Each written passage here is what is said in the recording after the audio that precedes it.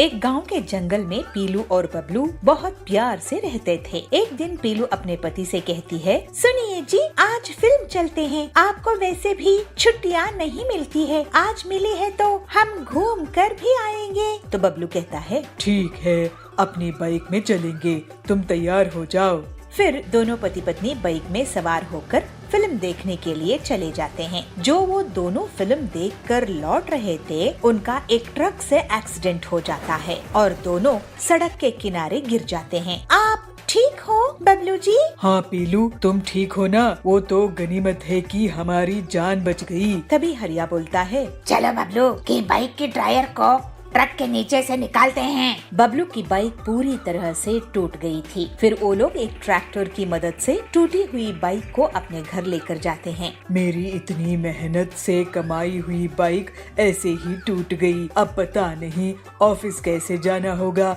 और इस नुकसान की भरपाई कैसे होगी। मेरे पास कुछ पैसे जमा है, आप चिंता मत करो। अगले दिन बबलू न्यूज़पेपर में कोई खबर देखता है कि गांव में मोटरसाइकिल की रेस होने वाली है। काश मेरे पास मेरी बाइक होती तो मैं इस रेस में भाग लेता और जीत के पैसे कमाता। आप दुखी मत होइए, मेरे ख्याल से आप अपने मैकेनिक दोस्त हरिया से मिलो और उससे अपनी बाइक ठीक करवाओ।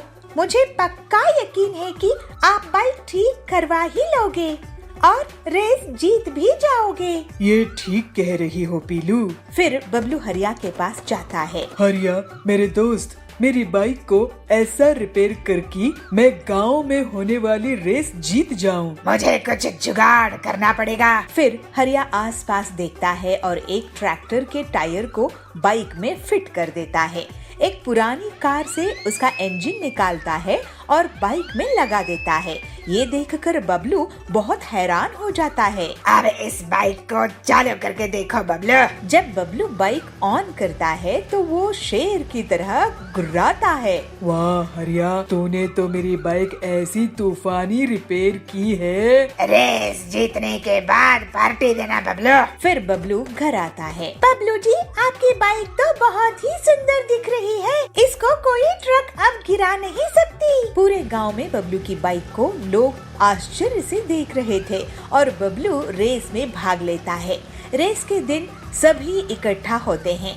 बबलू मजा लेने के लिए पहले धीरे धीरे बाइक चला रहा था, लेकिन फिर वो सबको मात देते हुए तूफानी स्पीड से आगे निकल गया और रेस जीत गया। रेस जीतने पर उसे 1 लाख का इनाम मिला और बबलू पीलू से कहता है, पीलू, ये तुम्हारे साथ देने के कारण ही हो पाया है। तूने मेरा मनोबल टूटने नहीं दिया और मुझे रेस में भाग लेने के लिए बाइक ठीक करने का आइडिया भी दिया। क्यों नहीं जी, आखिर आपकी पत्नी जो हूँ, आपकी जीत में मेरी जीत है। इस तरह से पीलू और बबलू हंसी खुशी रहने लगे।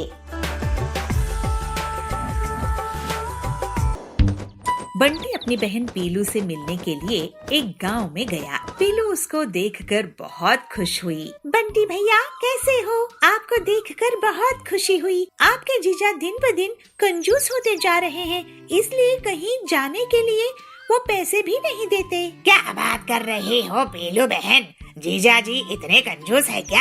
हाँ, आपको यकीन हो जाएगा जब आप उनसे मिलोगे। अभी आते ही होंगे आपके जीजा जी। तभी वहाँ पर बबलू जीजा जी पत्तों के कपड़े पहनकर आते हैं और उनके साथ उनके दोनों बच्चे भी पत्तों के कपड़े पहन के आते हैं। अरे जीजा जी, आपने तो कपड़े ही नहीं पहने हैं, ये पत्तों को ढक कर क्यों घूम रहे हो? अरे बंटी, कपड़े खरीदो, उसके बाद उसे धो, जिसमें वॉशिंग पाउडर और पानी का खर्चा आता है। इतना खर्चा क्यों करना? प्रकृति ने इतना बढ़िया फ्री के कपड़े दिए हैं। अच्छा, बाकी बातें बाद में करेंगे। अभी सब्जी बेचने वाला कालू आने वाला है, उससे ताजी सब्जी ले लेता हूँ। पर उसमें भी तो आपको पैसे खर्च होंगे ना? तुम देखते जाओ अपने जीजा जी का कमाल। फिर कालू के ठेले से बबलू कुछ सब्जियों को अपने घर के पीछे फेंकने लगा। अरे इतनी खराब सब्जियाँ, इन्हें तो इस ठेले में होना ही नहीं चाहिए। अरे तुम इतने फेंको मत, नहीं खरीदना है तो मत खरीदो।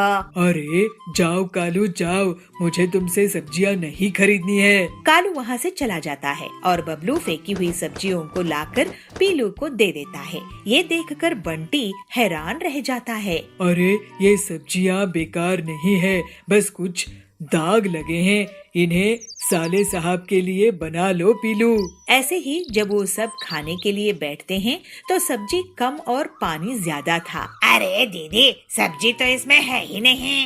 इतनी ही सब्जी डालने की इजाजत है तुम्हारी जीजा जी से।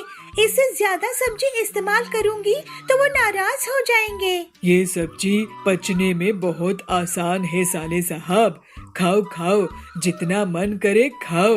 बंटी अब वहाँ से जाने के बारे में सोचने लगा। जल्द से यहाँ से वापस चला जाता हूँ, नहीं तो कुछ दिनों बाद सिर्फ खाना सूंघने के लिए मिलेगा। अगले दिन दीदी मैं चलता हूँ, बहुत दिन रह लिया। बहुत दिन कहाँ भैया, 2 दिन और रुक जाओ ना। अरे तुम्हें मैं पास के पहाड़ दिखा लाऊंगा, रुक जाओ, वहाँ की गरम गरम चाय भी पिलाऊंगा। अब इतनी दूर से आए हो, इतना तो मैं तुम्हारे लिए कर ही सकता हूँ ना साले साहब। अपने जीजाजी का कहना वो नहीं टाल पाया और रुक गया। बंटी को लगता है कि जीजाजी उसको खातिरदारी करने वाले हैं। चलो, आखिर जीजाजी मुझे कह रहे हैं घुमाने खिलाने के लिए, तो मैं रुक जाऊंगा। शाम में बबलू बंटी को घर से बाहर बुलाता है। साले साहब यहाँ आओ, बैठो। अरे ये क्या जीजाजी, ये तो पत्थर है, इसमें आप क्यों बैठते हैं? और ये इतना बड़ा पोस्टर यहाँ क्यों है? अरे पहचाने नहीं क्या, मैं तुम्हें पहाड़ी दिखाने वाला था ना, ये वही पहाड़ है। अब वहाँ जाने में बहुत पैसा खर्च होता है, तो मैं अपने दोस्त से ये पोस्टर मांग कर ले आया हूँ।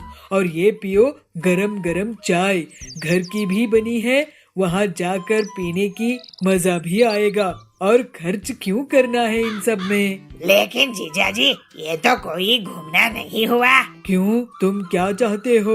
मैं पैसे खर्च करूं, गरीब हो जाऊं, कि पैसे बचाऊं और अमीर हो जाऊं? मैं तो कहता हूँ तुम भी कपड़े छोड़कर पत्ते पहनने लगो। ये सुनकर बंटी का सिर चकरा जाता है, वो वहाँ से तुरंत भाग जाता है। अरे ये तो भाग गया, चलो भाग भाग कर घर पहुँच जाएगा तो ट्रेन के पैसे बचेंगे। हे भगवान, कैसे जीजा मिला है। बालापुर में टिल्लू चिड़ा एक गरीब नाई था। वो लोगों का हेयर कट करता था और पैसे कमाकर घर चलाता था। टिल्लू अपने बेटे और बहू के साथ रहता था। उसका बेटा बंटी इस काम को बिल्कुल भी पसंद नहीं करता था। उसे शहर जाकर कोई कारोबार करना था।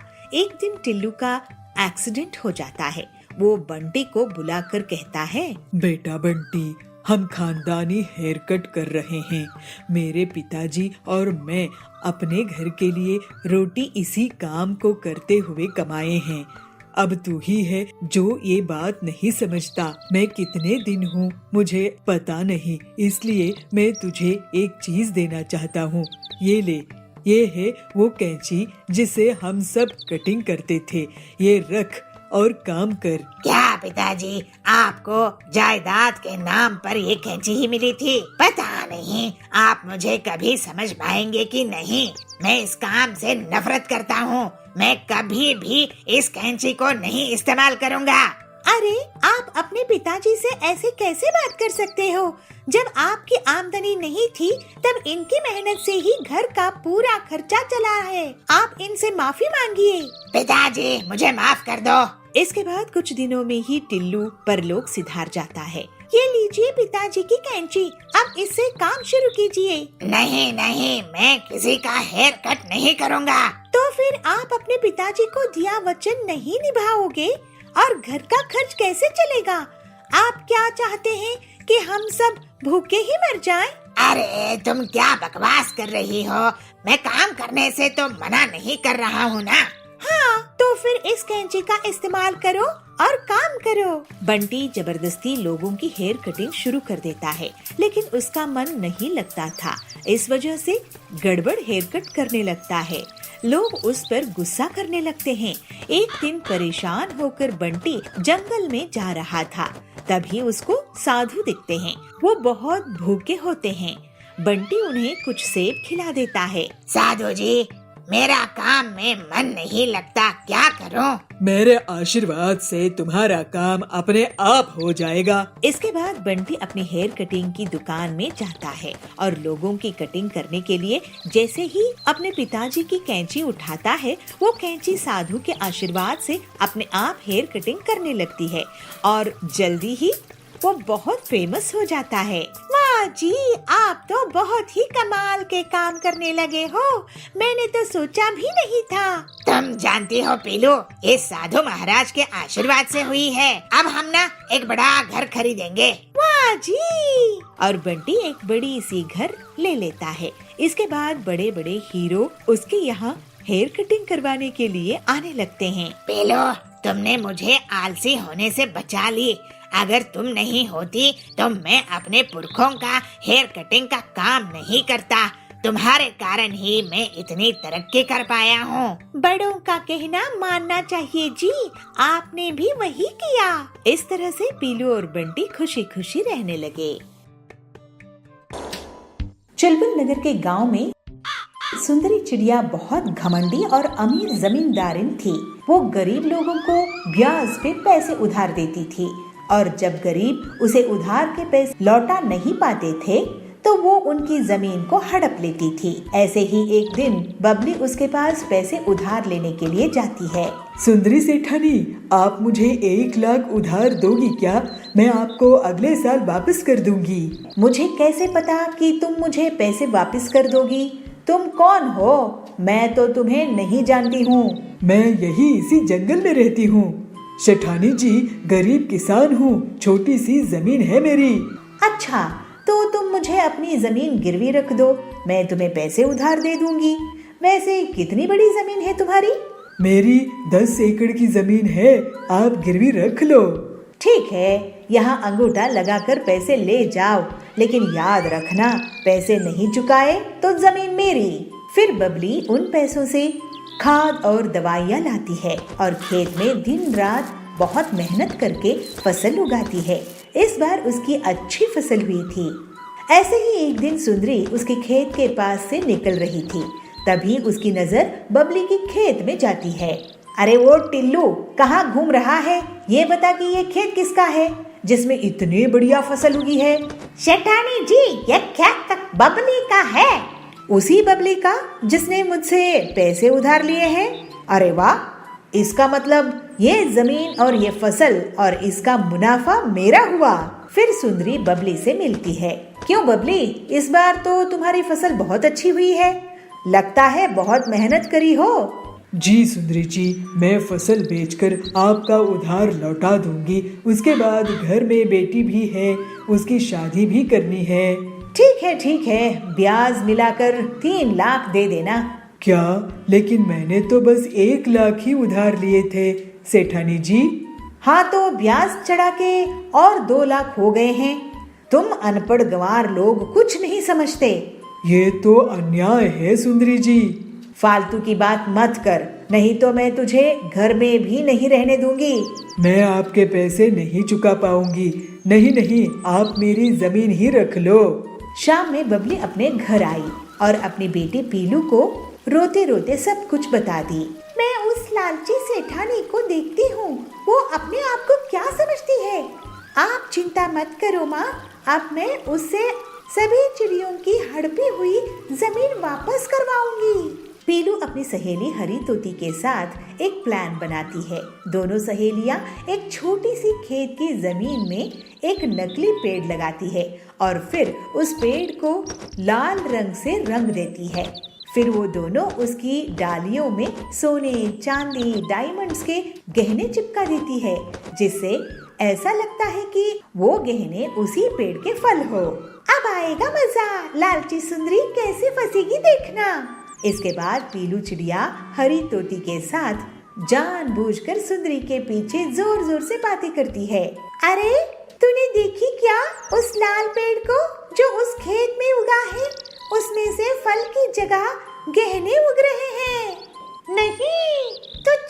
दिखा मुझे। ये सुनकर सुंदरी पीलू और हरी के पीछा करने लगती है। जब वो दोनों खेत पहुंचते हैं तो अरे क्या ये असली सोने जवाहरात है? सेठानी जी, आप कब आ गई यहाँ? खैर, हमने तो हीरे जवाहरात कभी नहीं देखे हैं। आप खुद ही देख लो कि सोना चांदी हीरा असली है कि नहीं। वैसे सेठानी जी, आपको बता दूं कि कल बहुत बड़े जमींदार आ रहे हैं जो इस जमीन को खरीद लेंगे, इसके साथ ये पेड़ भी। ऐसा क्या? तो एक बार मुझे इसके गहने दिखाओ। फिर पीलू और हरी तोती गहने दिखाते हैं। अरे ये तो सही में हीरे हैं, हीरे। चलो, अच्छी बात है। अब हम ये जमीन उस शहर वाले सेठ को बेच देंगे। नहीं नहीं, ये जमीन तो मुझे चाहिए। लेकिन आपके पास इतने पैसे हैं क्या सेठानी जी? अरे पीलू, तुम गरीब लोग गरीब ही सोचोगे।